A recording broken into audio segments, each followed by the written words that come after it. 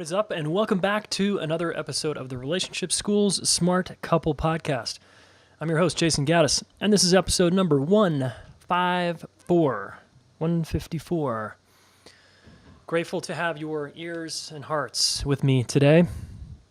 Thanks for being the kind of person that wants to make the world a better place through relationships and through feeling more connected and learning how to fight well and navigate conflict and repair well and listen better, etc. Thanks for being that kind of person. Yes. So we are about to start the Relationship School 2017-18 school year. And it just so happens we're having a back-to-school sale in the Relationship School store. That's right, you can wear some love gear. All right? Lord knows we need to spread the love right now with the hurricane and the emotional hurricanes that go on inside and outside of politics and in our own neighborhoods and towns and in our own minds. Frankly, we all could use a dose, right? A dose of love. A dose of love. So that's why the Relationship School store is here. So I really, really want you to check out the store. Go to relationshipschool.net and just click the tab that says store. And it'll take you right there, and there's tons of awesome products. And right now we're doing 10% off until school starts, which is September 5th. So September 4th at midnight, that 10% goes away. All right, if you want a t-shirt, a love hat, a mug, or you want to rock a cool tank at the gym or at the pool or dropping your kids off at school, then come wear our gear. And I'm also going to do a contest where you send us your photos of you in your gear, and we want to feature you on our website. All right, so take a selfie, have a friend take a picture of you wearing our gear, rocking it out, and we're going to put it on our site, okay? And you might win another chance if we feature you, another chance to win another shirt. But right now, let's keep it simple, 10% off till September 5th, okay? Go check it out. And by the way, I'm giving away a shirt every day from right now until then. Giving it away, a shirt, hat, something like that. So all you have to do is play the game with me, play a contest. So I'm going to ask you every day on social media, Instagram stories or Instagram or Facebook, my Facebook fan page, I'm going to ask you a simple relationship question, and you're going to have to record a video and answer me as if we're in a relationship. And the winning video each day will get a free hat or shirt, whatever it is that we're giving away. I can't remember. So, do you want to play with me? Cool. Then make sure you're following me on those two social media channels, Facebook and Instagram, and it should be fun, okay? And you can rock out your cool gear and spread the love. You can be that person in your neighborhood or in your town that is wearing love as a message to people to, like, come on, guys, let's work out our differences. Come on, we can do this. We can love bigger. We can step into ourselves more. All right? It's a good thing to wear for me. I wear a lot of these types of shirts, and it calls me forward each time. Yeah, it does. All right. So as I said, the Relationship School is starting September 5th. This is your last chance to get in this year. This class won't be offered until 2018, as far as I can tell. So now's your chance. Jump. Right? If you've been on the fence, you can send me a private email. You can contact my team, but we'd like to see you in there. And it's going to be a really good time. By the way, I'm doing one last free web class of the summer, relationshipschool.net/3needs. Okay? There's 3 things you need and want in a relationship, and there's 4 ways you're going to block those. That's what we cover in this free web class. Okay? Tons and tons of good content coming your way. You got to engage with me, though, right? And to get it. So let's engage. Now, in this episode, this is really cool episode. Now, I got to front load this by saying the sound sucks. All right? I am not a sound engineer. Here at The Smart Couple, we do pretty well with our sound. I'm pretty proud of it for not being a sound engineer. Dan and I, my small little podcast team, we do well. So, but this one, I completely screwed up. All right, this is an example of me moving. I just moved and I used a different mic and I forgot to set the settings on, turn the mic on. So it's me talking into a computer. So it's totally like garage style interview, kind of like my first 5 episodes. If you go back and listen to those, they're just, the sound quality isn't that great. It's kind of like that. All right. So bear with me. I thought, once again, I always think, okay, do I need to re-record this and take this couple's time again and make this top notch? Or do people care more about the content than they do the sound quality?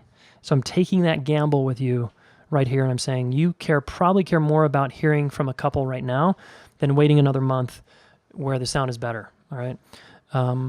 So I wanted to get this to you and in your hands now because it feels important. Okay, so this is an interview I did with 2 students of mine, Denise and TJ. Denise did the relationship school 9-month training, the deep psychology of intimate relationships, last year, and TJ did the weekend with us last year. And they've been married almost 14 years. They have 2 kids, and the course really helped them. They're already a couple that was into growth and development. They've already done a lot of personal growth and therapy and spiritual work together and separately. And so they came in to the training already with tools, but this took it to the next level, and they'll share a little bit about that at the end. But what's important about this interview is that you hear about, just an everyday normal couple here who has challenges and how they work through those challenges, and what are kind of some of the signs they know when they're able to work through it. Like, you'll hear them talk about their core connection and how it's always been there. All right. And I like the way they talk about it because they've had some big challenges. All right. So one of those challenges was Denise went through a period of postpartum depression. And for the moms out there, I think you might appreciate this. She had to deal, and there was a lot that she had to deal with. And then, of course, the partner of someone who is dealing with postpartum depression is really impacted, right? TJ in this case. And you're going to hear the story of how they overcame that and what they did, and how TJ called Denise forward and how he did that. Did he shame her? Did he threaten to leave the relationship? What did he do exactly? Well, you're going to hear his take on that. Okay.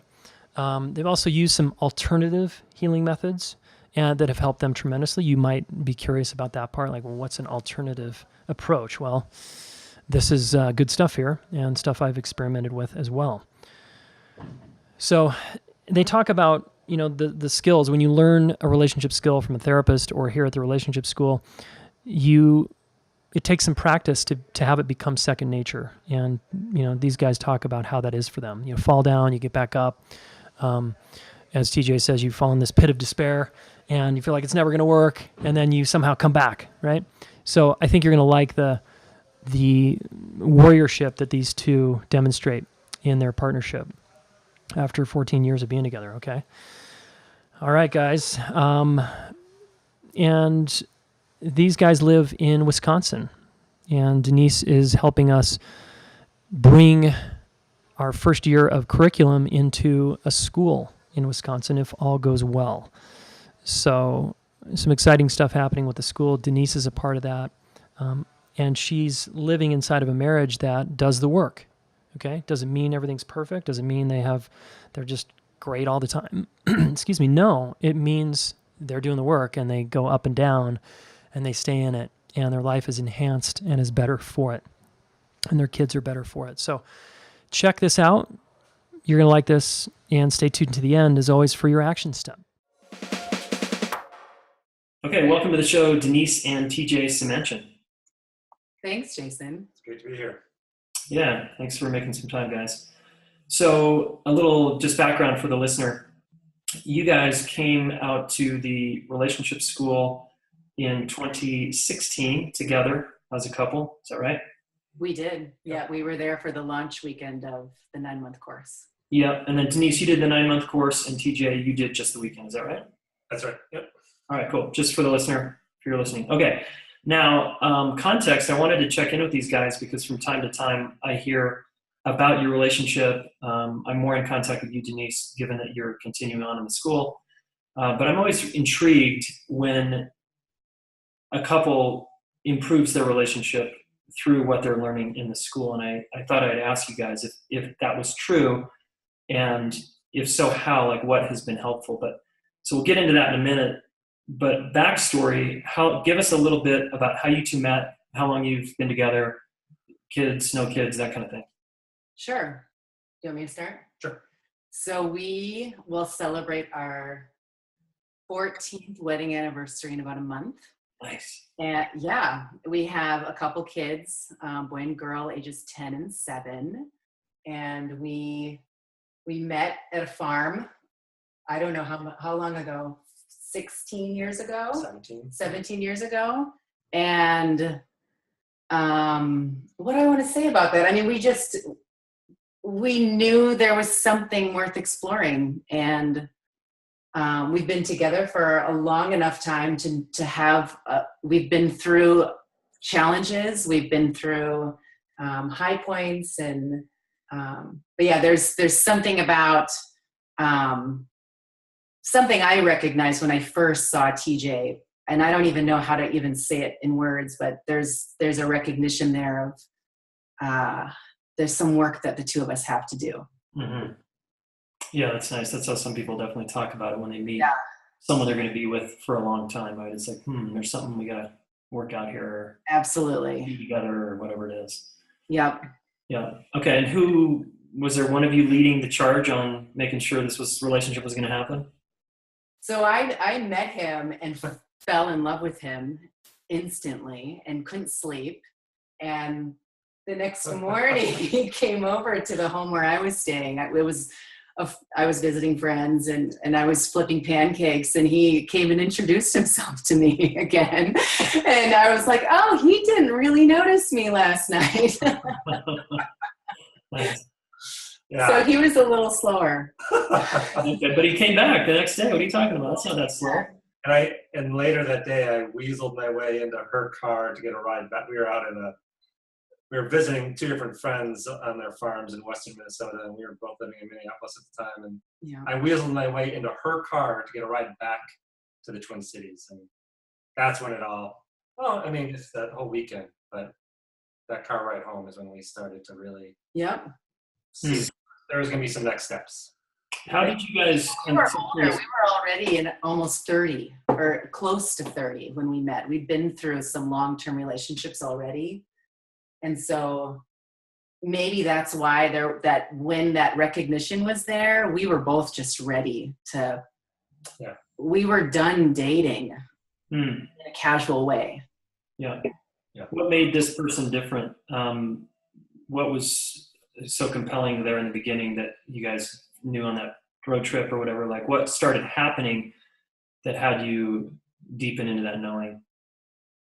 I mean, there's definitely just that affection, and that intrigue. But I think as we went into it, we saw, I don't know, maybe for me, I want to say that there was a bit of a spiritual spark. There was something that we both saw that we value that was, I don't know, it's hard to even, like, I hadn't experienced that with another, where we wanted to explore that together, go into something deeper beyond ourselves, and I would say in the maybe spiritual realm, and I think that became clear really quick. So that was something that just was like, I want to go deeper into that. Yeah, there was a part of me that lit up in a way that hadn't before, just what you're talking about. And then for me, it was also like, I felt like he was, I don't know how to say this, but like he was like an equal, like my match, like he could handle me. It wouldn't be, I had been in relationships where I was the caregiver in an unbalanced way. Yeah. And I don't know, just with TJ, I just felt like, oh, this guy, he's up for me. He can handle me showing up fully. Yeah. That's important, right? Because you've been shown, you've probably been tested there, TJ, a few times, yeah? Right, yeah. Can I really? He can. Yeah, cool. Did you have, what was it like for you, TJ, in terms of maybe you didn't have the same thing like, oh, she can handle me, but was there some knowing in you about this woman versus other people you dated? Yeah, there was a strength, maybe an intensity that maybe it was similar, that match, that sense of confidence, and she was just very much at ease. And so maybe at ease, but also I sensed this power, this strength. And I think that's, again, that kind of drew me in. It wanted me to go further to explore what's in there, what's behind that. Yeah. Yeah.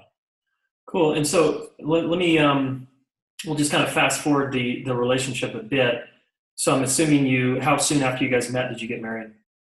It was 3 years. Yeah, but about 3 years. I had already known that this was the guy. We moved in together. Yeah. We lived together for about a year. We did. There was a weekend where I had taken time off of work and we were vacationing with quotes at home, which entailed scraping the paint off of the windows of the home that TJ owned, that we lived in. And I was scraping, and it was not fun, and I was not happy about what I was doing, and I was crying, and in that moment TJ was like, "Oh, she doesn't know that I know I'm ready." And so he's like, "We need a day off," and we booked a place, went away, and he finally told me he was ready to be with me, to do it, to get married. And TJ, did you have to work through some stuff to get there, or was that sort of just, you were just patient and taking your time, or what? Worked through some stuff. Wow, that's a long time ago. It's hard to remember. I mean, I think the story I told me, you said patient and take my time, but I think it was probably both. I would say that. I think I had to really just check in with myself. I had lived a pretty free, traveled the world, for a long time, all my possessions could fit in my backpack. Yeah. Besides my bike, and so the idea of settling down, but I did have those years previous to meeting Denise. It was very deliberate that I knew I was setting roots, that I felt what I was missing in that kind of freewheeling lifestyle, and that I wanted roots. I wanted a place I could call home. Step one was getting a dog. Right? I guess that final end of that journey was, me getting ready to say, yeah, I'm ready to spend my life with you. And so that there was a process there that I was unfolding for me that Denise had to kind of wait through for me to get there to that final point. Cool. That's powerful. So you guys got married, and then I'm assuming, was it is it like most couples where it's good for a little while and then it started to get hard, or was it hard from the beginning, or when did you guys start to get challenged by each other and triggered and start going into patterns and dealing with all that? Oh gosh. I think we had already started exploring some tricky patterns before we got married. I just remember, one of our loves is cooking and being in the kitchen together. And gosh, it's hard to do that and not get into a quarrel because we both really like to take charge. We both really like to do it our way. And so I remember that being sticky, but not sticky enough.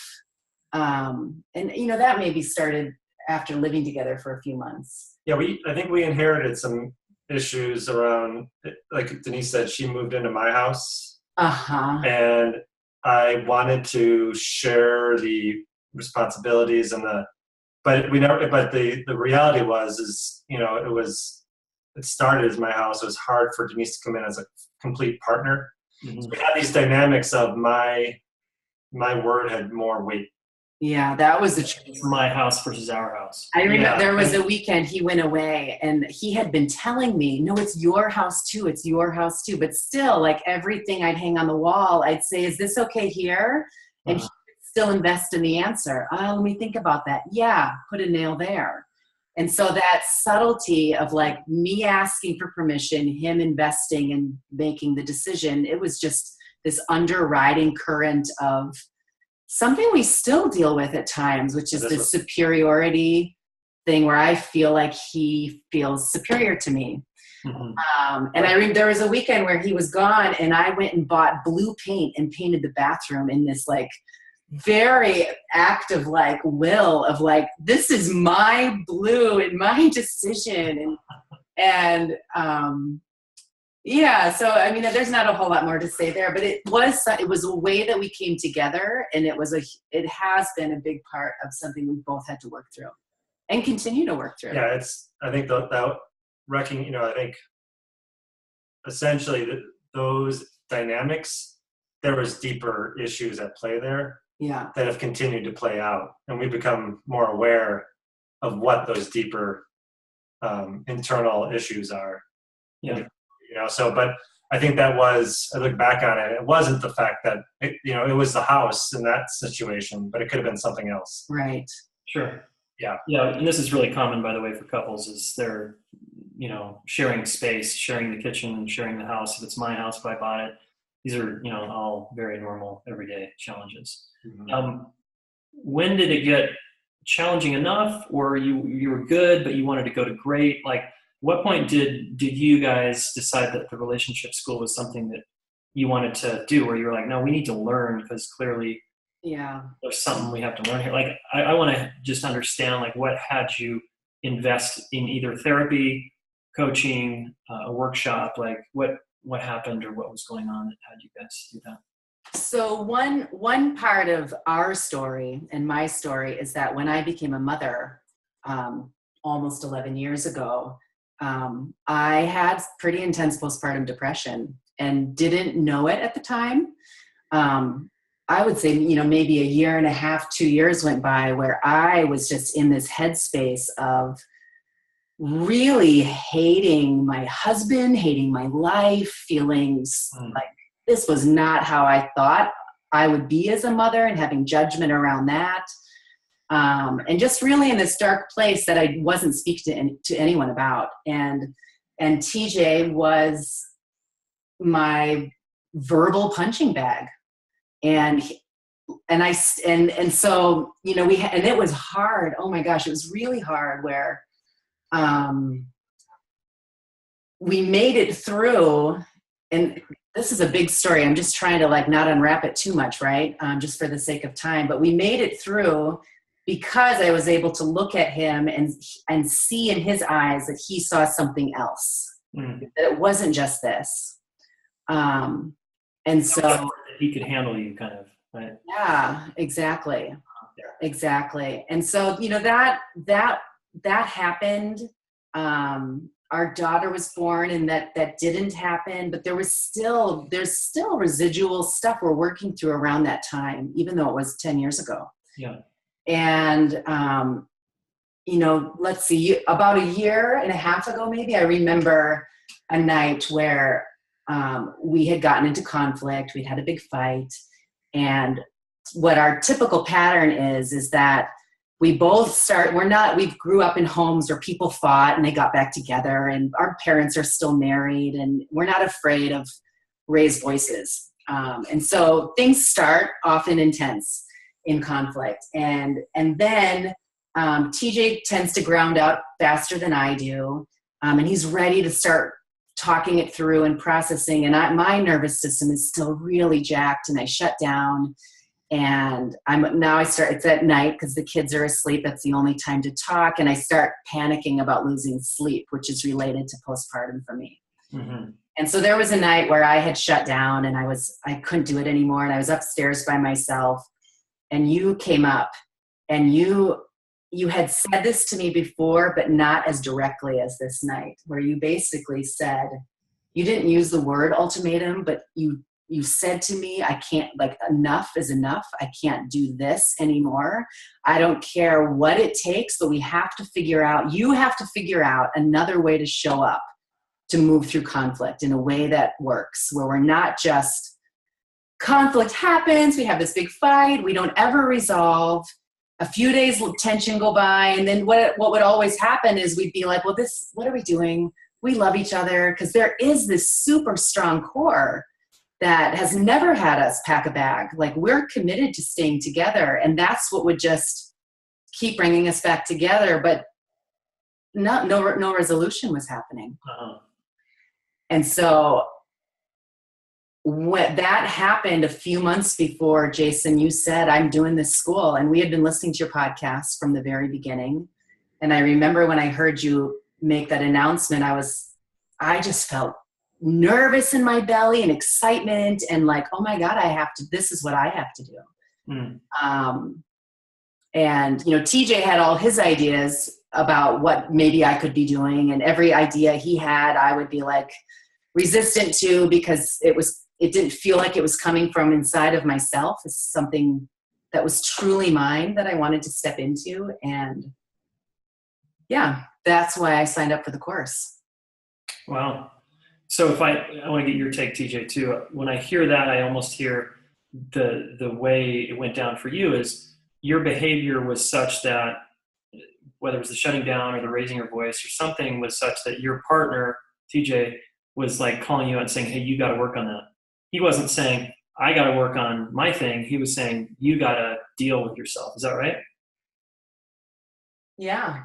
At least in your experience. So. Yeah. And it's, he has been more resourced for a long time, just especially around sleep and around, it's taking me a little bit longer to like figure out how to take good care of myself. Mm-hmm. And so when he delivered it that night in the way that he did, I heard it for the first time as like, I don't care how you do it, but it's important to me that you figure out a new way. Yeah. And so did you feel judged and criticized and like threatened, or did you feel called forward? That night I felt called forward because I saw that it wasn't just a blamey finger pointy statement. It was like, I love you. I'm committed to being here. And he also, it's what I wanted too. I wanted to be able to show up better. Yeah. And so I don't know how he worded it that night, but it came through in a way that called me forward. It landed. Yeah. That's so cool. That's super inspiring. Wow. And so TJ, is that how you remembered, or do you have a different take in terms of what had you guys decide to learn a little more about sparring and conflict and dealing with each other? That's how I remember that night. I remember it being like I have to find a way to communicate to Denise like how serious this is, that like what we're doing is not working.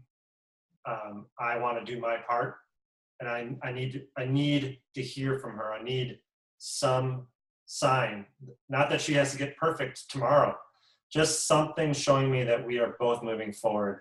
Mm-hmm. That we're, and it, to me, it's about delving into personal growth, going into how we can show up better for each other, that we just really, not just say we're doing it.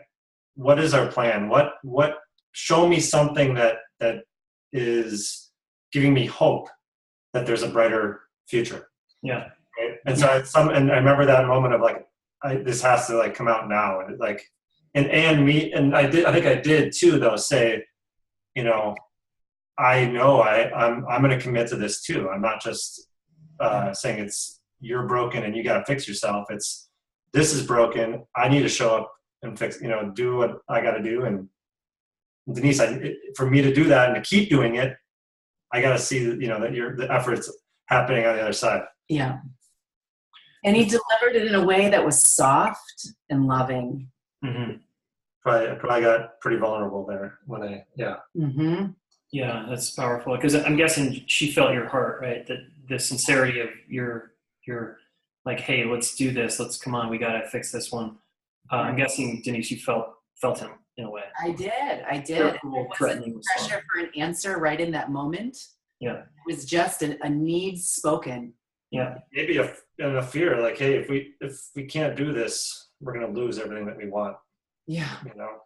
It was to that level of like,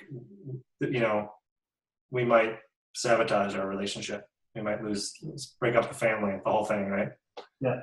I think this is going to be helpful for the listener to hear, because they're all, we reach a point, right? Similar with me, where you reach a point, and with whatever your tools are, however you do things, it's like, this isn't working for me. I don't know how to get us through this, but we got to do this and let's do it together. So I just think that's going to be inspiring to hear that part of you guys.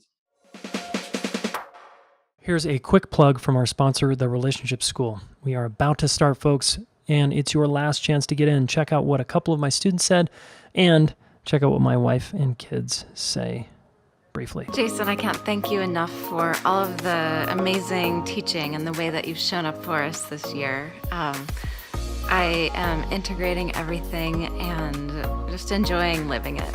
So thank you. Jayson, I had to stretch a lot this year.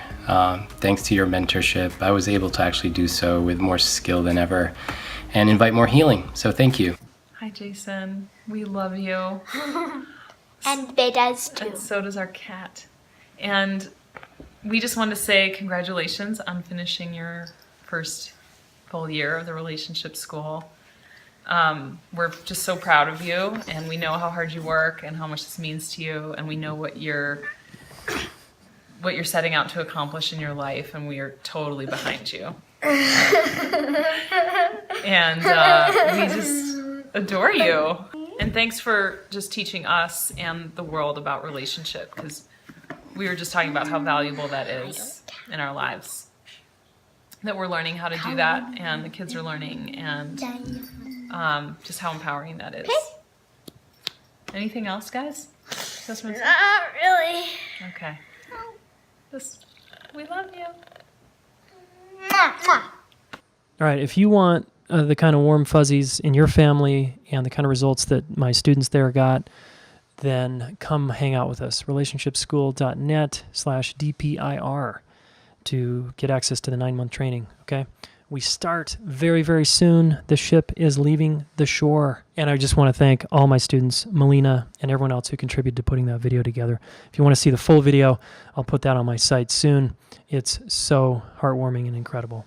Thanks, guys. Back to Denise and TJ. Now, TJ, were you someone who's always been into growth and development? Is that something you read Tony Robbins' books, or you went to workshops, or is that newer for you and she got you into that, or you got yourself into that? In terms of like what you talk about working on yourself, like I'll do my part. Like, what does that look like for you as a man in this relationship, or what had it look like? I wouldn't say I've always, but I mean, you know, I probably wasn't consciously in it, right? Not in the traditional sense of like, yeah, reading books but in terms of, you know, giving into my adventurous side and going out to, you know, find myself by, you know, I do solo backpacking trips and, you know, and this is all manifested in a more focused, structured way in recent years. But I would say that's always, that for a long time, I've been open to that, right? And I would say for a good 10 years, I wasn't doing much, you know, and these are probably the years coming out of our challenges as a couple and as a family. I'd probably, you know, we both kind of retreated and we were just getting by. Yeah.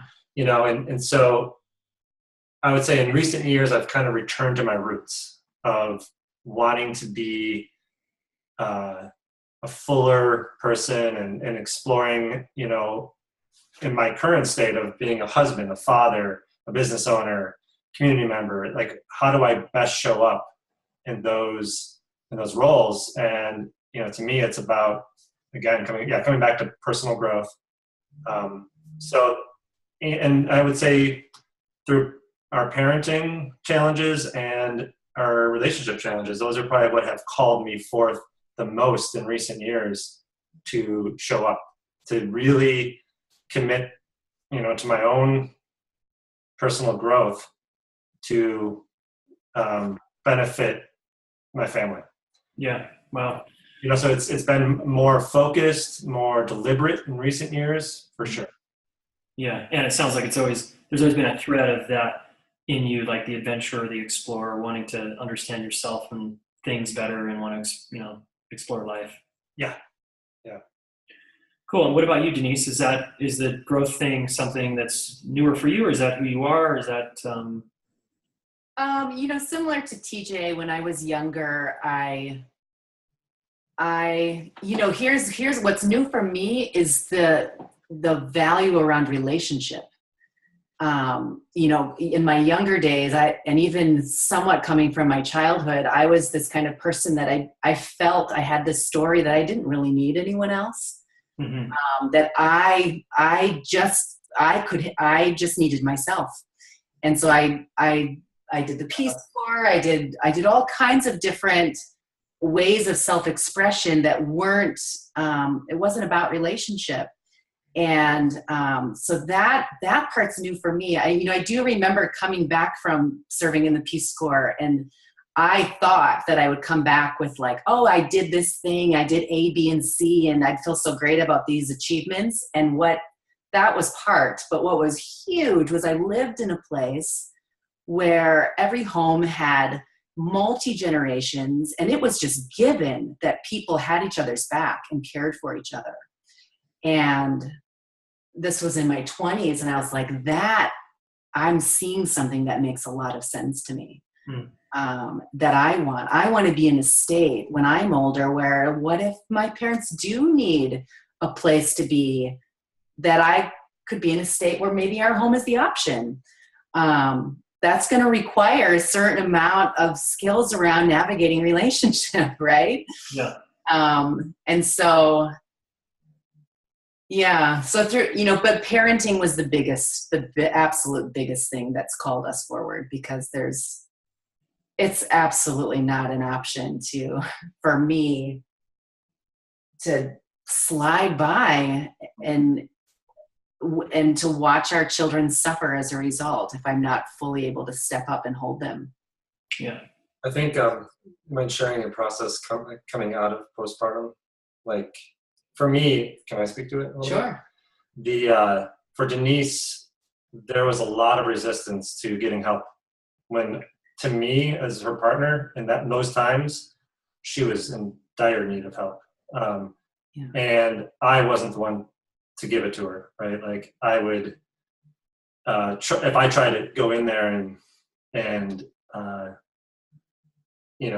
talk about what was happening for you, it came out as me blaming her, me pointing the finger, you're broken, you're fucking everything up, so, but to me, if I step back, I'm like, Denise is really struggling and she needs, and I would say it, like, you need to reach out to someone, you need to talk to a counselor, to, like anything, right? And there was a strong resistance from you, right? Yeah, because I'm this woman that's like, I don't need anyone. I am strong. I can handle anything. This is a big crux for people, especially the strong independent types that like grew up being rewarded even for being so strong and independent and not needing anything. Absolutely. Typically really struggle in a long-term relationship because that has to be seriously evaluated, right? Yeah, and so it wasn't, and I would say this has set us both on this more healing path, personal growth path. There was an absolute moment of crisis for Denise where you were in your third day of not sleeping. Well, this is when we got pregnant with our second. Yeah. And we got pregnant with our second, and some loving friend told me, be careful, if you have postpartum the first time, it's often worse the second time. And I stopped sleeping, and I had a month of 3 spells of no sleep for over 3 days, and I was going crazy. And after that, I was like, I was screaming from the rooftops, I need help, to anyone. I went and got hypnotized first, and I just thought she would go in and be like, it's safe to sleep, and all this stuff about my childhood and the relationship with my mother came up, and I was like, oh, I'm not ready for that, But it was the start. It was the start of taking a deep look in the mirror. Yeah. Very cool. And so did you guys go to traditional counseling separately or together, or coaching? Did you read books? It sounds like you listened to a podcast. Like, what did you do before you decided to take a bigger leap? A long time ago, TJ and I worked with a couples therapist for about a year, which was helpful. It was a safe place to explore what was up and intense for us. This was before our second child was born. And I think one of the takeaways for me in that was that we finally started to acknowledge and just speak to that you went through postpartum depression. Right. Just even that and to be able to say it in a way for me to say it and not be blaming Denise, right? To just say, yes, you were. This is happening. It's a reality. Party in This the room, happened. basically. It really happened, and we both have trauma around it. Yeah. Both of us. Yeah. And then after I got pregnant with our second and had so much fear around, I cannot go back to that state again. I worked with a woman using EMDR and completely rewrote my story around sleep and my story around what those first years are like with the baby in the home. And and our daughter was born, and I was like ready to go out to lunch, and it was a very, very different scene. Wow. It was much more resource the second time around. Okay. And what else? What else by way of other things you did that worked or didn't work before you came to the school? Yeah, I think, so just starting to see the openings in that healing path and seeing that, like, for me on the outside, and, Denise's childhood issues would come up and she'd like shove them back down really quick. This is where like the healing path started to unfold for us of like, oh no, there's some stuff to look at here. We gotta go look in the closets and see what's lurking in the shadows. And so I think we also just had 2 kids, and so you have 2 little kids, and we weren't, I wouldn't say super active in personal growth and healing at this time, but we would. Well, there is one thing that over the last 5 or 6 years ago, we started exploring some plant medicines, and independently and together, held in community, that sort of thing. And that was where we really had the space to look deeply in the mirror and tease apart old stories around ancestors and childhood and birth, and just to get some of that stuff up and out on the table of like, I know this about me now, and I see you better. And for me, that was a lot of my showing up in a relationship and what my story around masculinity was. The inheritance I've received from my lineage around, a definition of a man and what our culture, what I say is what was handed to me instead of what was truly within me. Yeah. So these things started to unfold and be revealed in some ayahuasca and psilocybin experiences. Yeah.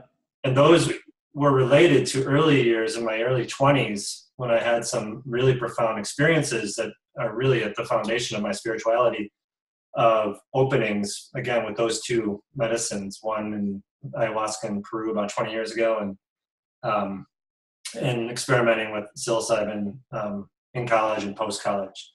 And so coming back to those medicines have really aided us in that unfolding. Yeah.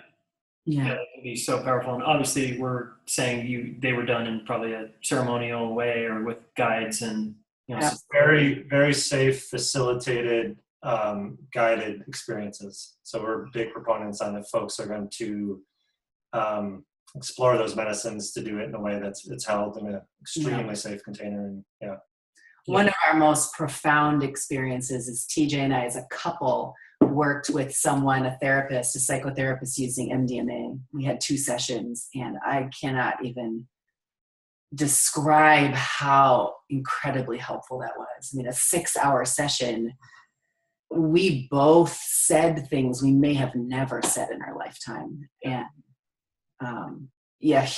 absolutely helpful. So helpful. Okay, I want to just fast forward to the point at which you hit the relationship school, because here's I'm seeing a couple right now that's clearly committed to showing up for each other and showing up for your family. And why bother investing thousands of dollars in a program that, maybe a class you never got in school? Like, what for you? I want to know the personal reasons why you took it to the next level around relationship stuff. So for me, one of the biggest things is the accountability is huge. I've paid this certain amount of money. I've committed to signing up. My husband knows I've done this. I have a community that knows I'm doing this, and I've signed my name. I'm like, I'm doing this. And I'm coming back for another year. And the biggest reason is to keep me from falling asleep at the wheel. I just have got to stay accountable to myself and my kids. And it's not habit enough yet. Yeah. Will it ever be? I have no idea. But right now, it's really helpful to me to have a formal agreement in place. Yeah. I think that's for both of us, follow through on these things, and, reading a book, learning a new method, whether it's, relationship skills, whether it's meditation or whatever it might be that you try and do for self-improvement.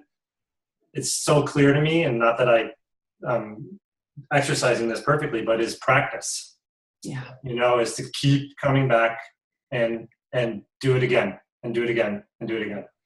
And so I think that's, as Denise was saying, this is like something we're not just doing, I did the weekend with you, learn some new skills, but then, with Denise's continuing with the program, we are brought back into using those skills over and over and over.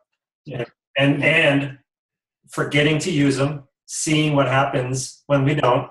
Yeah. We fall, we go back into the pit of despair, and somehow you sign up for another, whatever it might be, we're brought back in, and we're like, we look back at the, and this just happened to us in the last few weeks. We look back and go, oh my God, we were not doing anything right. We weren't using any tools, we weren't practicing any, we weren't doing self-care, all these things. We look back and we're like, wow, it's so easy to forget. It's so easy to just fall off that horse. And yeah. Yeah, I so agree. So what's an example? Can you guys each give us one example before we start to wind down of a tool you learned or something you got that has been helpful? For me, the biggest thing is learning how to work through conflict all the way to the point of feeling understood. Because like I said earlier, before we just never did that. We would hear the upset and then just come back to like, what are we doing? We love each other. We've got kids to take care of.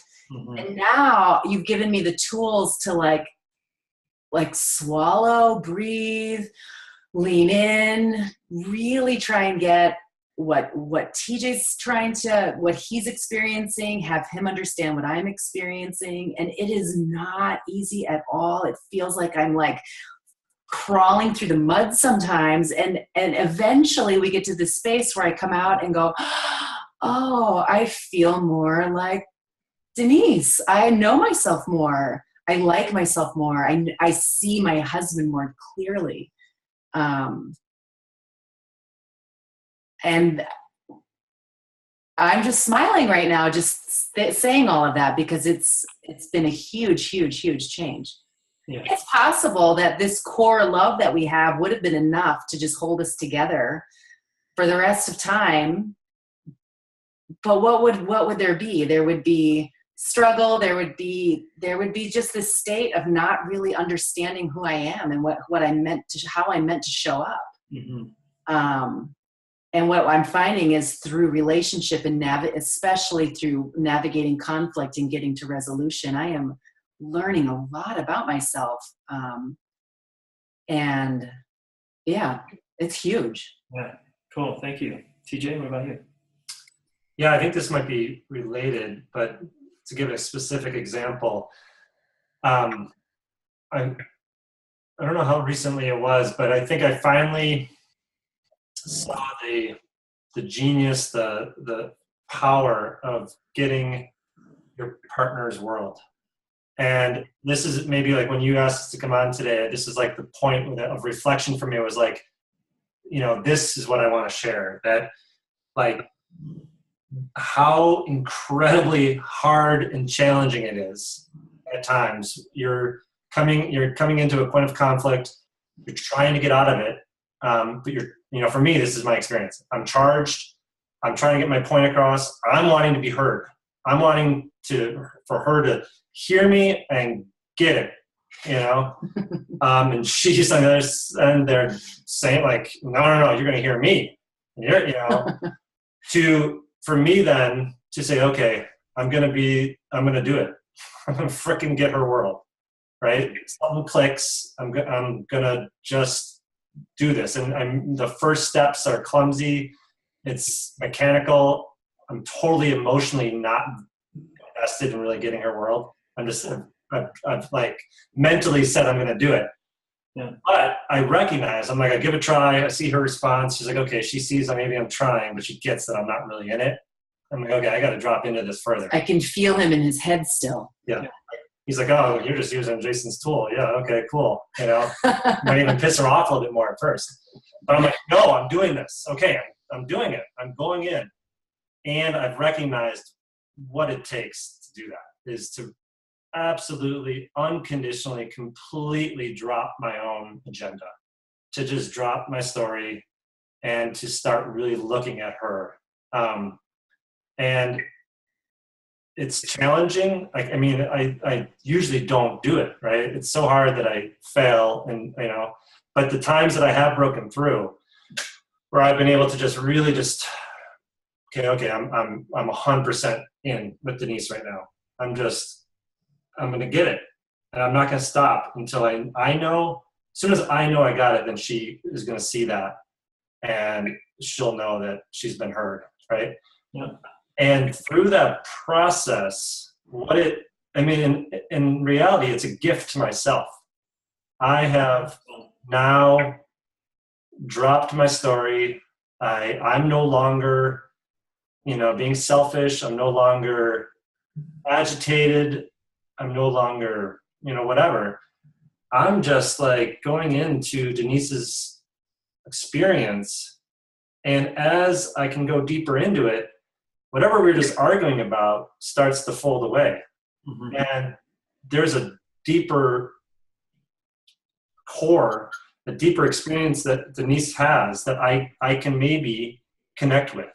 Mm-hmm. To the point of like a wound from when she was a little girl that's happened, where I'm like, oh my God, I now am viewing Denise as this wounded little girl, and I'm not going to have anything but absolute love and compassion for that, you know, who that is. I'm able to hold her in that space when in 15 minutes earlier I wanted to freaking scream at her and tell her to shut up and listen to me because I'm right and I need to, you know, whatever. Yeah. Strip all that away, and all of a sudden I'm in this beautifully vulnerable space of understanding Denise better, seeing what just transpired to trigger that old wound. And with that information, I mean, that's it. That's what I'm shooting for here, is to understand her better, so I don't show up in a way that triggers that. Yeah. Right. So those few times that's happened, I mean, I would say they're transcendent, right? Like I'm starting to like have an experience that's outside of myself. Right. And it's through navigating that conflict that brought me there. Yeah. Yeah. Yeah, that's the way to get those goodies, right? That transcendent experience. It's right. Not hot fire. Yeah, but it's hard. I mean, it's so hard. Yeah. I think you want to tell the story of we were on vacation and this happened just last week, and we got through it. We felt so connected. He gets up and goes to the bathroom. He comes back to bed, and he's just like, "Oh, God, it's so hard getting your world." And it was just like this, like need to release the exhaustion. I just was working really hard for the last half hour, you know, and yeah. I love what you said though about how it's a gift to yourself, because it's true when you can fully show up and get to this place of feeling, wow, like look how resourced I am. I am resourced enough to completely show up for you right now. And to recognize that power in ourselves is really incredible. You know, like I told you back in May, Jayson, like I knew I would learn a ton the last 9 months, a checklist of skills, but I did not expect to like have the real experience of looking in the mirror and really liking myself more. Mm-hmm. Yeah, that's cool. Yeah. Yeah, it goes a long way. I'm really impacted just hearing you guys, and I have so many more questions, and we're gonna wind down because I'm like, oh, there's a tribute. No, there's something I want to ask about. So I just want you to know I'm tempering all these ways in which I want to keep getting who you two are, and so it's really a treat to hear that. And I think you both spoke to a real tangible experience, right, of what can happen when we stay in conflict and work through it to the end. Yeah. Really, really powerful examples here. Thank you for that. So, parting words for the listener, maybe to a couple that's like you, that they struggle at times, and like, what's just one piece of advice that you would give a couple right now? I can go first. This is something I'm reminding myself of all of the time, and it's how, like, to really I fall down all of the time still around these skills, and I expect I will continue to fall. And it's almost like the more it's like if you're on the horse and you fall off, and it's like the more I'm learning, my horse feels like it's bigger and bigger and bigger, and my fall is farther. The other day, like, we were in the middle of something, and I got defensive, and I was trying to understand him, and he's like, you just got defensive, like, and I burst into tears. I was like, oh, I did, and so, like, just to breathe in those moments, and to be okay with, like, if this is good enough right now, I'm doing great. Like, and to get out of the tunnel vision of perfection and fantasy, and, like, open the whole perspective to just the subtle ways that we're making little baby steps. And that's good enough. I'm going to make baby steps the rest of my life. And that's my desire for myself. And to be okay. It's like one foot in front of the other, right? Absolutely. Yeah. Awesome. Thank you. Yeah. TJ? Yeah, I don't know. Maybe just relating back to that last story I shared, that, like, even doing some of the mechanics of like, making attempts that feel clumsy and uncomfortable,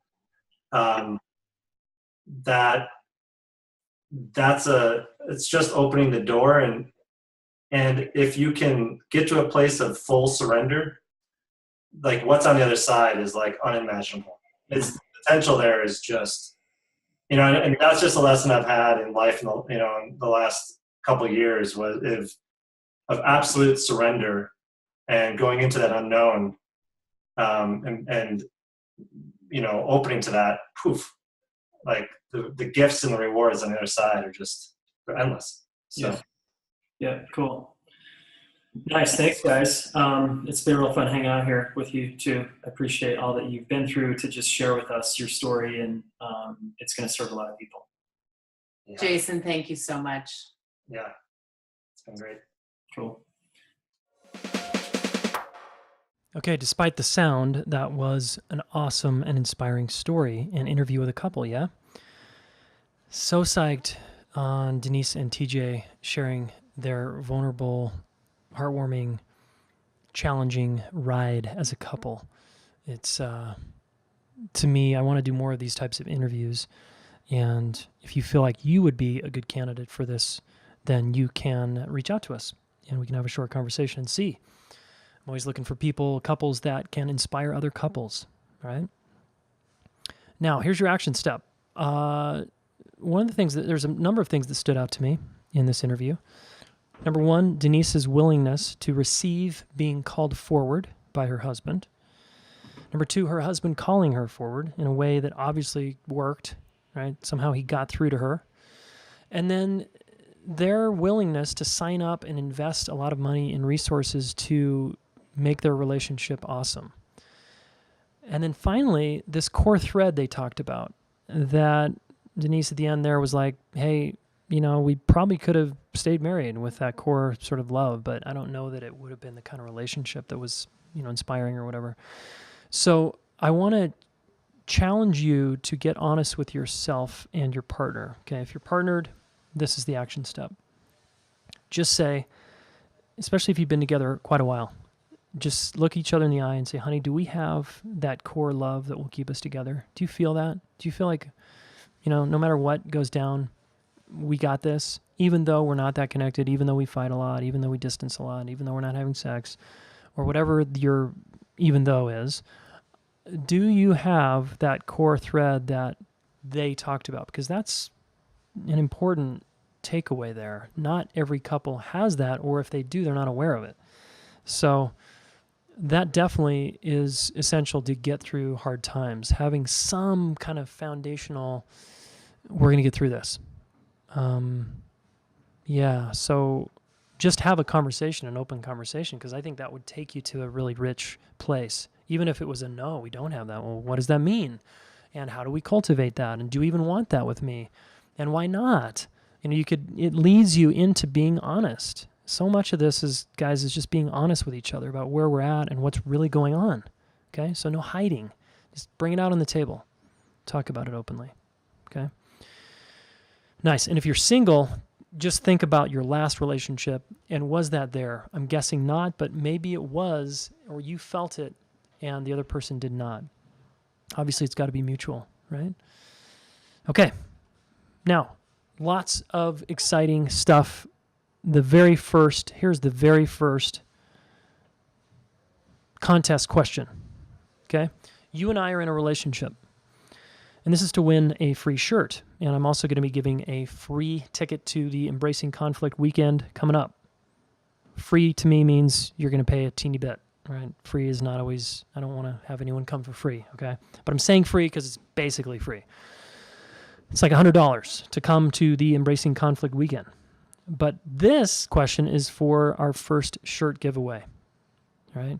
And here's the dynamic. I'm in a relationship with you. And I say to you, honey, you always treat me like shit. Okay? Your response is what? What's the response that's going to get me off your back, that's going to get me to relax, and that's going to have us work through this intelligently? What's your response? Send me a video, and it can be on Instagram stories. It can be in the Smart Couple Facebook group, or you can send it via email. But I want to see your video, and I'd like to share your video with other people so I can say, see this right here. Okay? You want to win a free shirt? That's what you got to do. Send me a video. And I hope someone is courageous enough to just answer me to get a shirt. Like, guys, put yourselves out there. Let's do this, okay? I'm putting myself out there all the time. Okay? You don't think I get scared? Yes, I do. So that's the interaction. And I want to see your response, okay? Bust out that response. All right, guys, we will see you very, very soon. Thanks, and have a beautiful rest of your day, morning, evening. Talk soon.